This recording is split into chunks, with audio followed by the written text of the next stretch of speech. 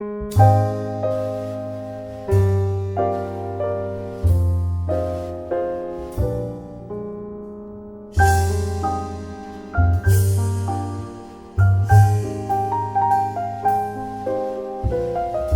welcome everyone to another one of the Carb Hall of Fame inductee interviews for 2020.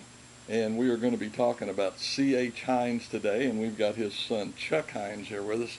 And Chuck, first off, just let me say, I know you've got to be thrilled to see your dad going into the Carb Hall of Fame. It's quite an honor.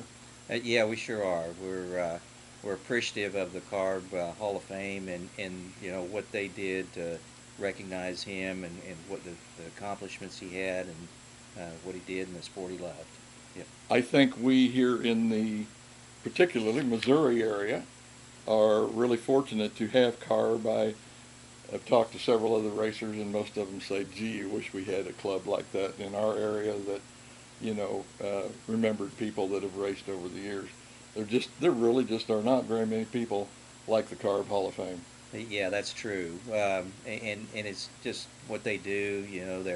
Their museum where they do display some relics from the past and the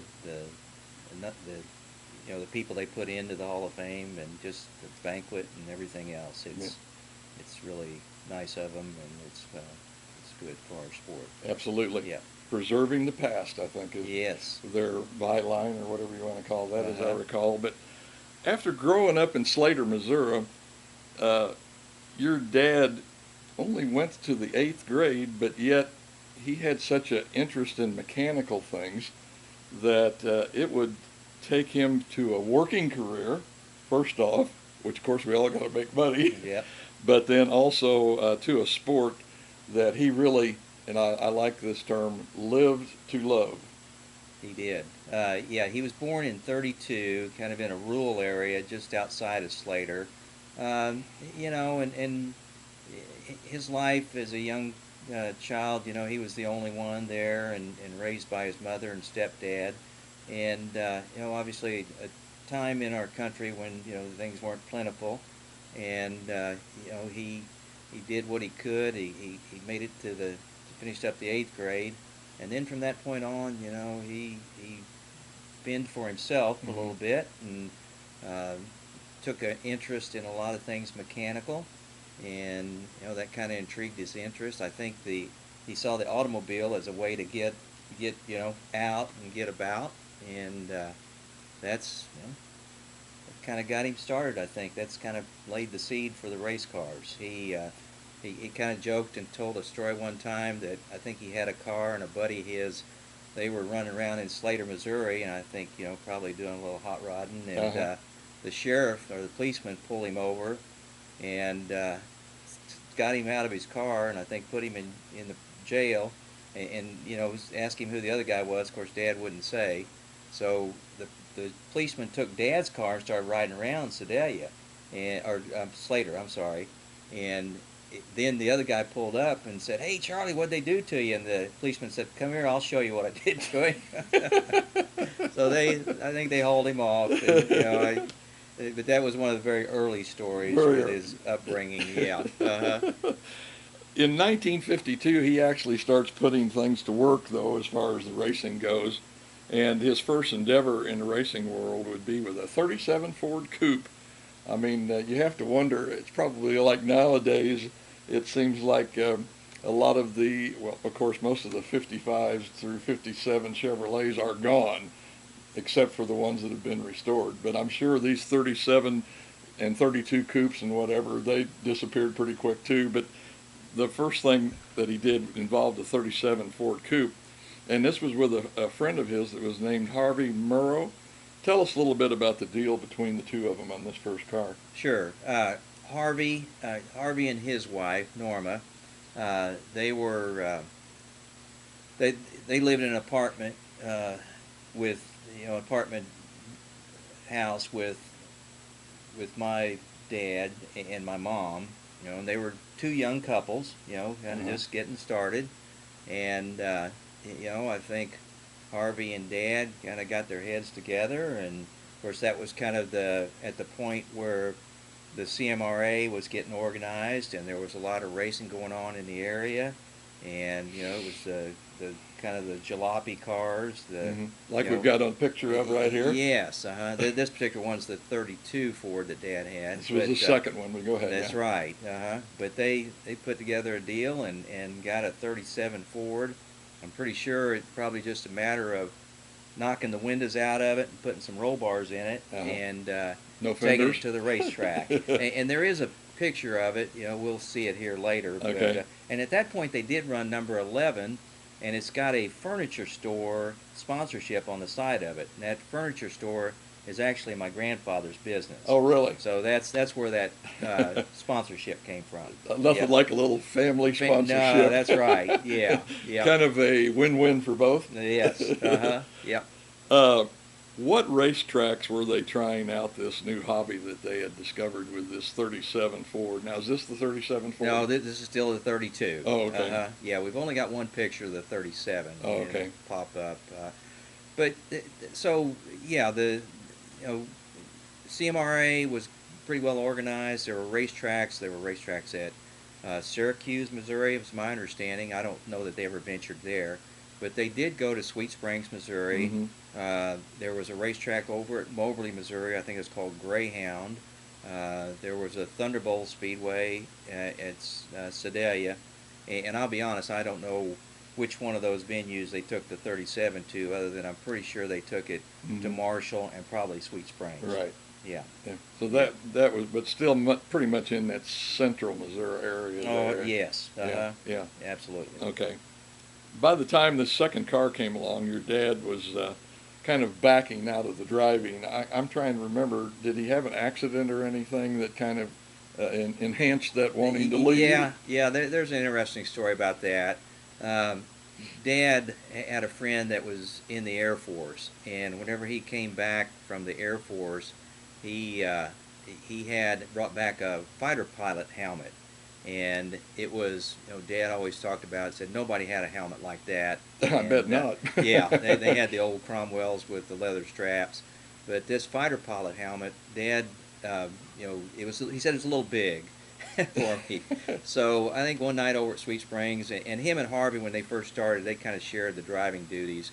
But I think this particular incident probably took Dad's driving desires away. So he turned the car over, the helmet came off, it rolled out of the car, and he told me, years later, he said, I was just hanging in that car, and he said, I was just scared to death that, all the cars coming, how many of them were going to hit me. So, and then years later, a lot of people would ask him, say, well, how come, Charles, you don't drive the thing? And he would always say, his response was, well, I've got back trouble. And then he would go on to say, I've got a yellow streak down. So that was his response. And just, driving, just, I don't think it interested him. He was more intrigued with getting the most out of the car and making it run fast and winning races. So this doesn't look good here. No, this is one night, I think, at Marshall. This is the 32 Coupe and David Golden. I'm pretty sure that's David in there. And he turned the car over, knocked the rear end out of it, obviously. Yeah. And tore it up pretty good. And then we've got some other pictures of it in our yard where after this wreck, Dad got it tore down and got it back together. And they did get it back on the racetrack and raced it after that. But I'm not for sure. I don't think David suffered any injuries out of this. I think he was not hurt. Okay, good deal. After he backs out of the driving, though, he actually pretty much turns his attention into the building and fabricating, which I think probably over his career is pretty much more of what he was known for. But one of the things that it seemed like that he just kind of seemed to be, I hate to use the word hard-headed, but hard to change, maybe we should say that, was... I think it's fair to call him hard-headed. I didn't want to use that. But anyway, he really liked to stick with the flatheads. Now, I think this is a different motor here. This is the Buick. This is the Buick, Yeah, it sure is, yeah. So, and there's another picture popped up at Marshall, the 32 taking the checkered flag. And the flagman, I'm just almost certain that this is Jewel Kidwell that's waving the flag. And Jewel's another one that's being inducted into this pioneer class. Jules out of Sedalia, he Right. was a CMRA official. So it's kind of neat. We've got a picture there with Dad's car and Jewel Yeah, yeah. in there as well. While we're right Yeah, on and then this look at the time crowd. period, yeah, Look yeah. at the crowd. Yep. Great, great. But what about the flatheads? You say you just had a hard time giving up on the flatheads. Well, he, you know, so here we got another story. So, you know, the flatheads, yeah, that was kind of a popular motor at the time. But he had built this 32 Ford and started out with a flathead in it. And it's another story he tells about going to the city, to Little Roberts. I don't know, some of you might Yes. remember Little Roberts Salvage Yard. Yep. And he was Blue with, Ridge. okay, he was with my my grandparents, my maternal grandparents, and he said they had a 50 Ford, and they drove up to Little Roberts, and he had a Buick motor that they had you know, come out of a wrecked car. And Dad bought the Buick motor, and they put it in the trunk of the car and drove back to Marshall with it. And he'd shake his head and he'd think back. He said, I just can't believe that my in-laws put up with that. But he said they didn't say a thing about it. He said they were just okay with it. And he said we got it back home, and I think that's kind of the point where he switched over to the Buicks and started running those nailhead Buicks. Now, what year? I'm trying to remember. Did Buick come out the same year as the Chevrolet did with the V8? Was it 55? The overhead valve? No, I think they had them even before that. Oh, did they? Yeah, I think maybe. I could be way wrong, but I think they had overhead valves in maybe 53, 52. Did they really? Wow. Okay. Yeah, somebody more, knowledgeable than me, but I'm pretty sure they did have them before Chevy. Okay. Yeah. Could you tell us just a few drivers that were driving for your dad during that time frame? Yeah, during that time frame with the 32, Roy Hibbert drove it a little bit. I think Ken Taylor drove it. I think maybe Kenny Harper might have drove it. David Golden drove it. Of course, obviously Harvey Morrow drove it. Mm-hmm. So he had some different drivers through that years to that 32, and those cars. You got to realize too that those cars lived kind of a longer life. It's not like maybe 1-2 years and then you're moving on to something else. It wasn't unusual for those cars to survive for a good 10 years, maybe longer. Yeah, right. Yeah. It's a good thing we've got this picture up here because we're just about ready to start talking about modifieds. Yep, the transition to super modifieds. I was going to say the coupes were kind of starting to become a dying breed, and the super modifieds were coming in. More speed, more power. It had to be, there again, another learning curve for your dad to kind of pick up on that. I mean, he was still building cars himself, right? Yes, yes, and not this particular one, but there's another. He built a kind of a single rail car with with a Buick motor, and it had 53 Ford rear fenders, and he built that car complete. That was kind of my first, really, where I realized that Dad was involved in this sport of racing. And I remember we took a cousin of ours out in the garage one night and was showing him what he was doing and what he was building. And that's when it really sunk in with me that there's something going on here that's not always going on at everybody else's place. And that was a car, he'd gotten away from the coupe. It was a narrowed up chassis, and also the super modified. So kind of at that point, you're starting to put together a car that's direct drive. They're getting away from the clutches and the transmissions, and they're locking them up and making them direct drive cars. And before this goes off, Chuck, I hate to interrupt you. Where's this at? I don't recognize that this at is all. Marshall. This is Marshall. Wow, quite a bit of banking. There is, and I think Marshall was banked quite a bit, and that is, I believe, that's Marvin Gibson in Dad's '71 car. And which one is '71? It's the top. The car in the back? Yeah. Okay. Yeah. Now this is the car right here. This is Jim Raines, and this is the car with the Buick, and this is the one that where he had kind of started the transition from the coupe to the super modifieds. And this was actually the first car that he took to the Knoxville Nationals. Now I have to ask, what are the 5 stacks on the motor there? Well, he had a log, what's called a log manifold with Okay. multiple carburetors. So that thing had like, I think probably some Strongberg carburetors. I actually remember 5? it's or maybe 6. I think it had 1, 6. 2, 3, 4, I, 5. well, but I think one's kind of Hid hidden some. behind the other. I'll Yeah. be darned. So 6 2 barrels. Yep. Yep. Yep. So and a 3/4 ton Ford truck rear end. Of course, a lot of people have to remember this was probably also before fuel injection. Yes. Oh, yes. So that's why At there's. least, yeah. And I'm not even for sure in the class that fuel injection was legal. Uh-huh. So the super modifieds, they may have been required to have carburetors, but you can kind of look. I mean, Dad fabricated that body. Right. He fabricated that top. He did all of that. Yeah. That car was. He built it in a little garage with a dirt floor with a stick Isn't welder. that crazy? Yeah. I love the little skinny tires too. Oh, yeah. I mean, what Yeah. is the tread on there? Maybe 5 inches? Well, and he had a sponsorship, Sherwood Station, and you can see up there Mohawk tires. Yeah. So that's how it worked. You Yeah. know, they Like I got say, what they that tread could. is just crazy. I can't believe that can't be 4 inches hardly. They're pretty narrow. Yeah. And big sidewalls, no? Yeah. Uh-huh. Unbelievable what Yeah. these guys would take out there and race with. And there you see. I mean, Jim's got the checkered flag, Yeah. so they won another one. In this garage with the dirt floor, since you mentioned Mm-hmm. that, you're leading right into my game Okay. here. Thank you. All right. He starts building these hot rods, and some of them are driven by Jim Raines. And this car has several wins, and they even end up taking it up to Knoxville for the Super Modified Nationals. Now, have we had a picture of it yet, or do you?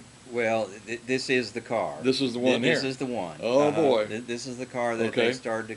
He went up to Knoxville with, and some different drivers. I think those early ventures to Knoxville, they obviously probably didn't succeed very well. He and I won't mention any names, but Dad was always pretty direct. He never really held back much, and so he had one driver he took up there, and he said I stood down the corner and he said I heard him start patting the throttle in the corners, and he said I knew we were in trouble when he did that. Uh-huh. So he didn't hold back. But anyway, they did take that car to Knoxville and some of the very early nationals. Uh-huh. And yeah. Oh boy, now where's this at? So Now, there's a tangle there. Yeah, this is Marshall, and this is Marvin Gibson in the '71. Marvin looks like he's going the wrong way. That's for sure. He's right in the middle of stuff there, isn't he? I'm not sure how what all took place here, but yeah, Marvin's got it. Got 2 or 3 cars here piled up together. Yeah. I think it was still the same name, though, wasn't it? They didn't clarify it by super modifieds or sprints. It was just still the Knoxville Nationals, wasn't it? I think they maybe call it the super modified nationals or something like that. It like did that. have a little differentiation. I in the have name. looked at some programs in the past as to how they described it. Uh-huh. Yeah. But obviously, it's always just been known as the Knoxville Nationals. Yeah. What probably seemed really against your dad's nature, in the mid-'60s, he actually bought a race car and built by someone else. He did, and this is the car right here. Oh, really? Okay. This is it. This car, and again, this car lived a long life. Yeah, he bought this car from some local guys there who had built it and raced it, and then he did a lot of work through it through the years, and Russell Hibbert drove that car a lot. I think maybe Kenny Harper drove it. I think Harvey drove it. Jim Slotzauer drove it. They had Jim Slotzauer at the old Capitol Speedway in Jeff City, which was in the downtown area. I remember Jim Slotzauer with Dad's car. They won a lot of races down there at Capitol Speedway with that car. Okay. Yeah.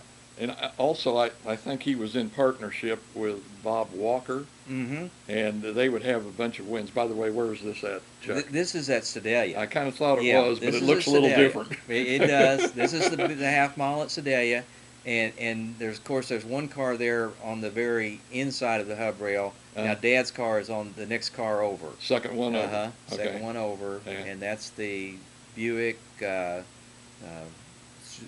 well, super modified Yeah, car. yeah. That's it. So this is probably early '60s, I would guess. Maybe Yeah. maybe '62, somewhere in there. That had to be turn 3 and 4.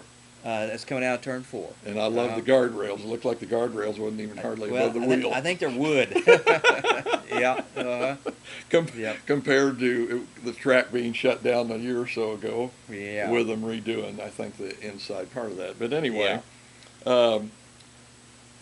they raced this car in several tracks and several drivers associated with it. I think you already mentioned a few, but there again, were they kind of stepping out a little bit further track-wise as some of the tracks? Yeah, and to kind of back up a little bit, so Bob Walker, Bob had a '55 Chevy, and he had went and bought one, which was common in the day, to buy a 327, 375 horse motor from Chevrolet. You know, that was a very popular thing to do, and he had put it in his '55 Chevy, and I don't know, Dad and him got together and they agreed.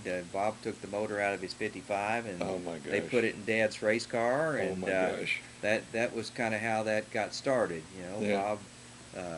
Bob contributed the motor, and at this point, yeah, you know, and this was again probably in that '64, I think, about '63, '64, they did that, and you know, that was the point where Dad started running these Chevy V8s, which was a popular, really, you know, kind of real popular at that point.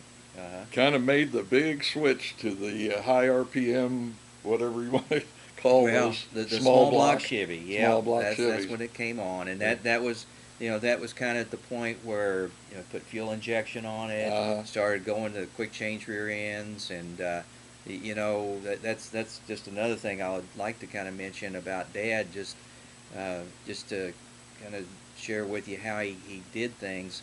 So, you know, he didn't always have the money or the resources just to go buy a brand new Hillebrand quick change. He actually bought a kit and made his own quick change. Wow. And it was a where he took a truck rear end, and you know, he did some fabrication, and actually, right now, as we're sitting here, the car that's on display in the Carb Museum has that rear end underneath of it. Oh, really? That was a local Marshall car. I'll be It wasn't, and the guy that Is that the one Rick Darling bought? That is the car Rick's got. Oh, really? It is. And the guy that built that car, Frank Makings, bought that rear end from Dad and put it underneath that car. And then at that point, you know, Dad was able to kind of add to his effort, and he was able to get a Hillebrand quick change at that point. But yep, he just he built his own quick change. Yeah. I was going to say, talking on that point about doing this work like that, I think you were telling me that he didn't really have that much machinery in the shop that he used, that he did a lot of it at where he worked at. Hey, he did. He had, well, I guess, you know, kind of, so his, and I remember it kind of vividly. He tried farming initially, and you know, that really didn't work out. He didn't have interest in being a farmer.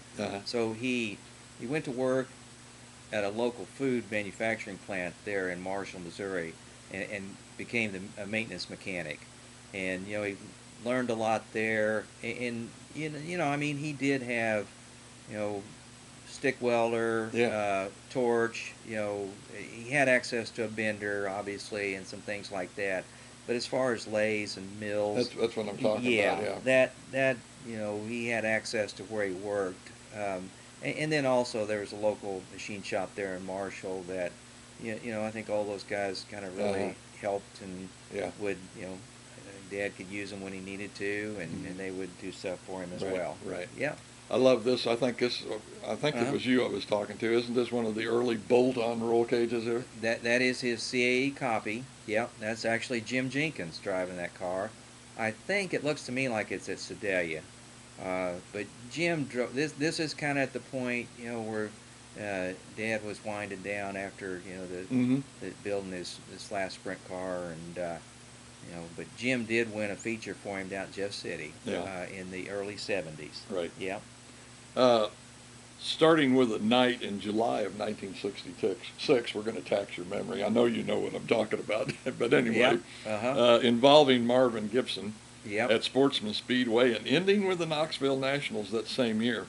Tell us about what transpired in this little incident here. Yeah, yeah. This is really kind of how things happen sometimes. But so Dad's driver had a chance to move on to another car, and he did. He went and started driving another car. So Dad really at that point didn't have a driver, and it was July of 1966. A guy by the name of Marvin Witcher, who was a longtime crewman for Dad, and you know they took the car. Dad kind of said, "Well, Marvin, let's take the car," and took it out to the Marshall racetrack. Let's take it out there and we'll see if somebody wants to drive it or not. So they get out there, and Marvin Gibson had wrecked his car, and of course weeks before, and didn't have it back together. So Dad told Marvin Witcher, he said, "Hey, go over there and holler at Gibson and ask him if he wants to drive this thing tonight, and if he does, but tell him he's got to drive it at the fair that's coming up, in August." Uh-huh. So that was kind of the stipulation.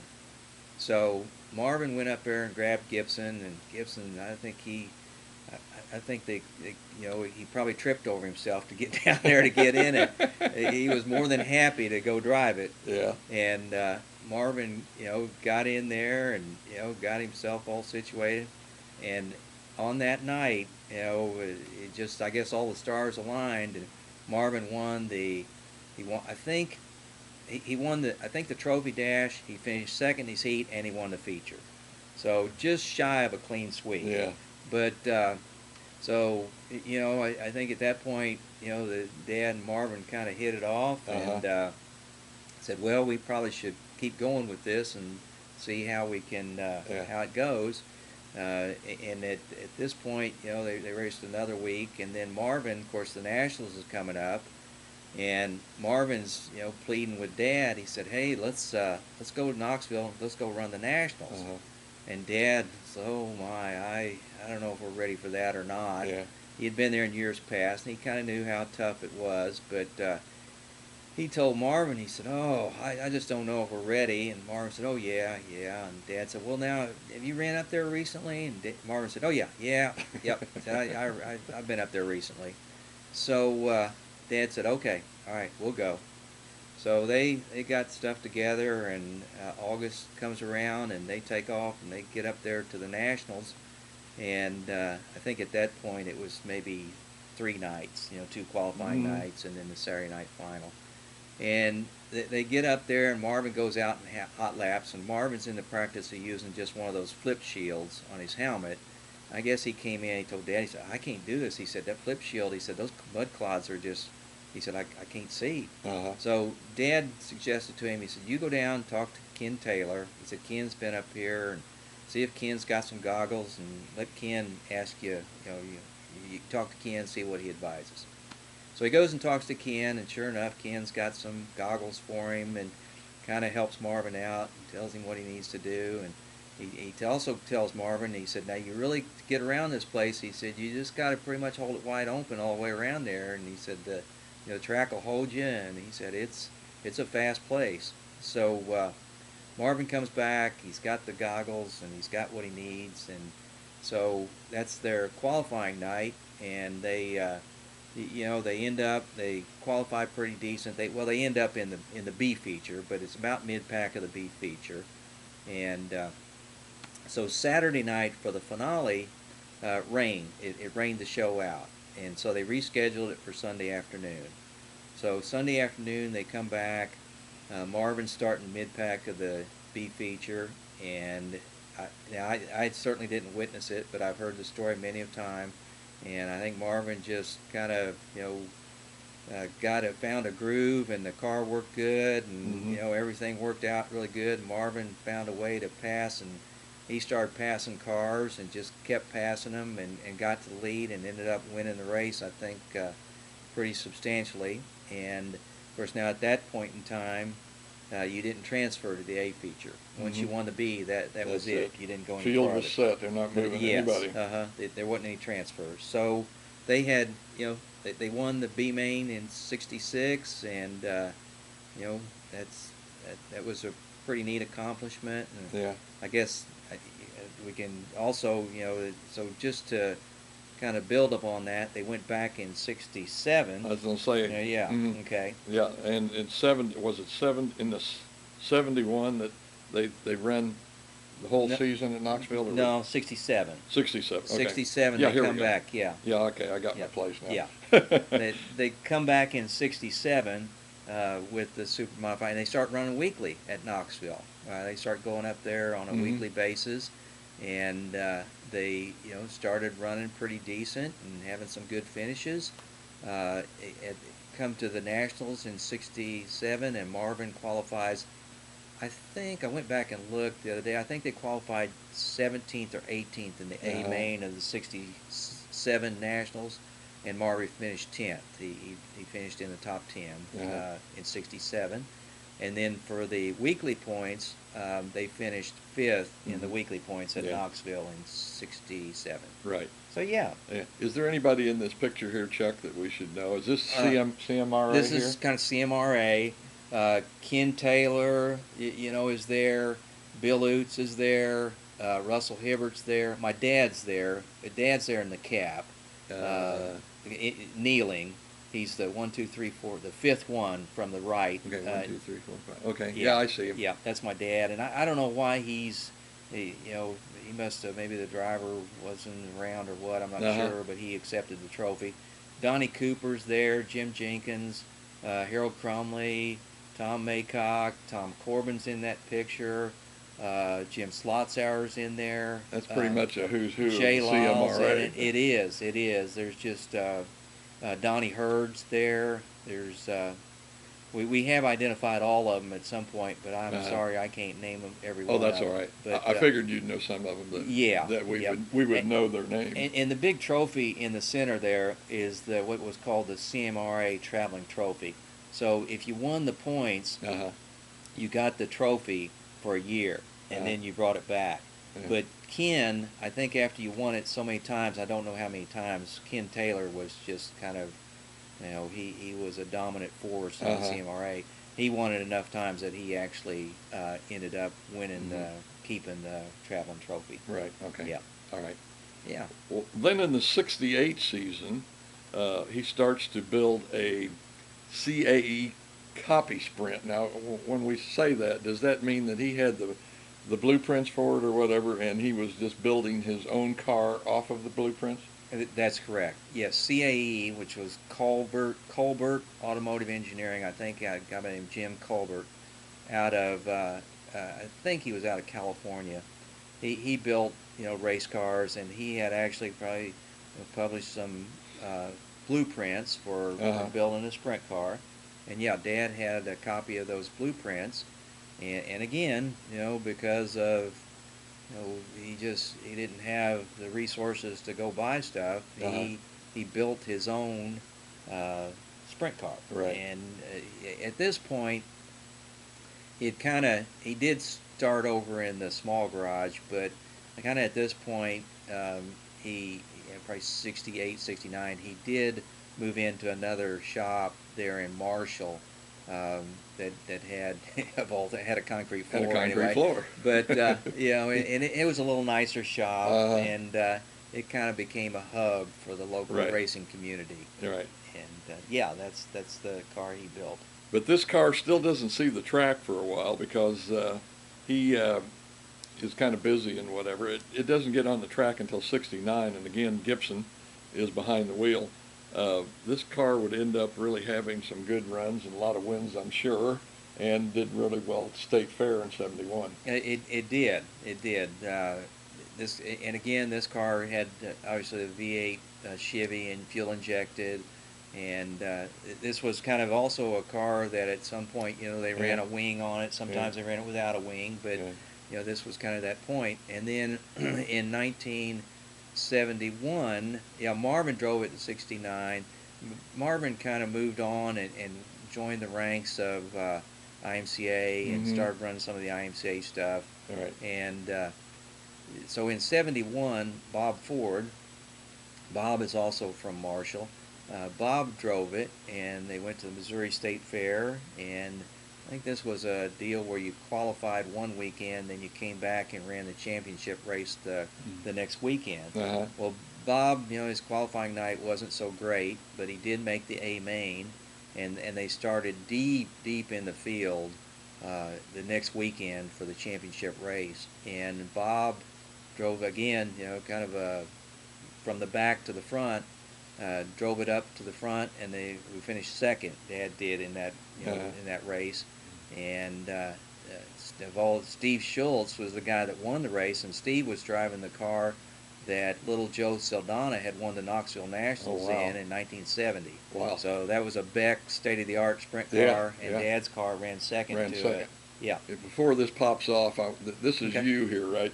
This is me. Yeah, this is me. The lack of hair top guy. Yeah, it's not all gray though. That's the only difference. And that is Dad standing next to me with his cap on. Oh, and right behind you there. This is 1996 at the Missouri State Fair.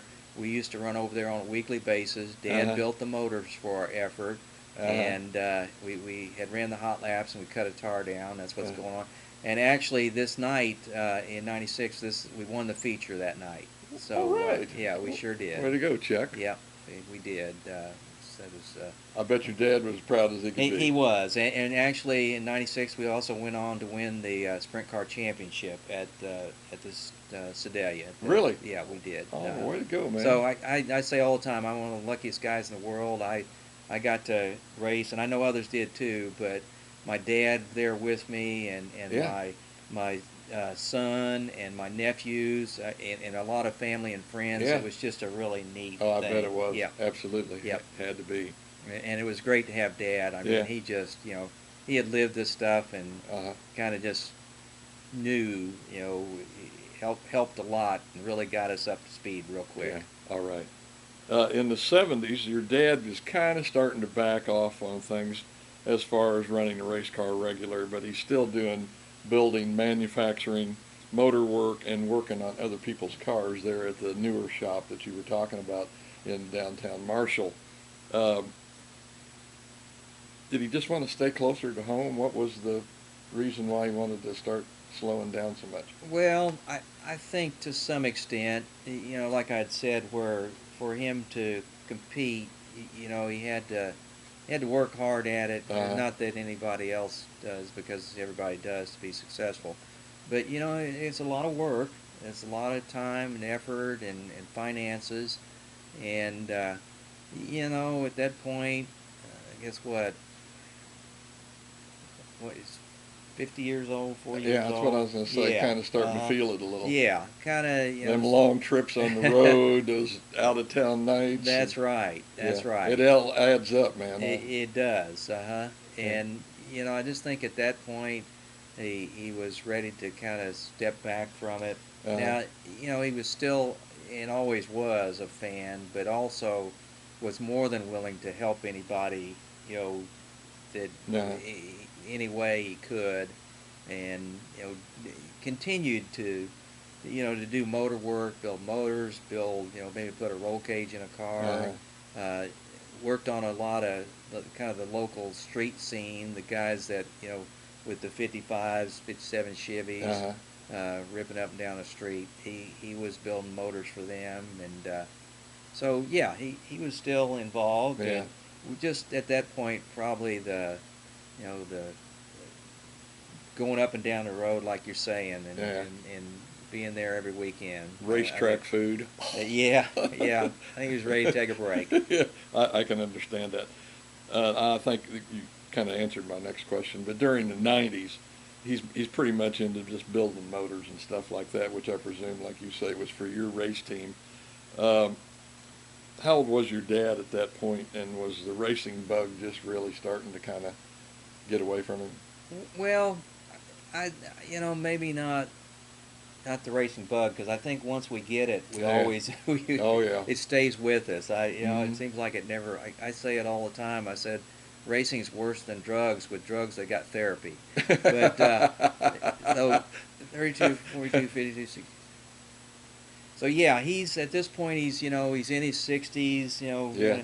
And Dad, in '99 he did suffer a pretty severe heart attack Oh, that he okay. was fortunate to survive. But also, he retired from his job, and Right. so he still certainly was enthused and just absolutely enjoyed going to the races. But kind of had a little slower pace. Absolutely. Yeah. Yeah. Uh-huh. We all do. Yeah, I can tell I you can, about that. I can too. Yeah. Absolutely. In an article written, I think, in the Moberly paper, is that correct? Jim Farmer wrote John this. Farmer. John Farmer. I don't know that it was ever published in a paper. Oh. I think where I saw it on the internet is where I saw it. Oh, okay. So it was kind of an excerpt that John Farmer put together on the internet. It's been several years ago, Mm-hmm. but that's he described Dad to the T and talked about a particular racing event and sequence, and yeah, he kind of titled it "Ordinary People Doing Extraordinary Things," and at Dad's funeral that was actually brought up, and the gentleman that conducted the service kind of talked about that as well, Mm-hmm. and yeah, it was a pretty neat story, and um, I guess they were at the fair track, and again had to keep transferring, and Jim Jenkins driving, and transferring from the C to the B to the A, and with the same tires cooling them down. Right. Yeah. Yeah. Uh-huh. Well, like I say, coming from an 8th grade education, which was not uncommon in those days, I think my mom went to the 8th grade. I think my dad made it to the 6th. But, it was a lot more farming stuff going on. And they wanted them kids in the field working and doing stuff. That's so right. It wasn't uncommon at all for people not to, make it through high school. But to start with an 8th grade education and achieve what he has in racing,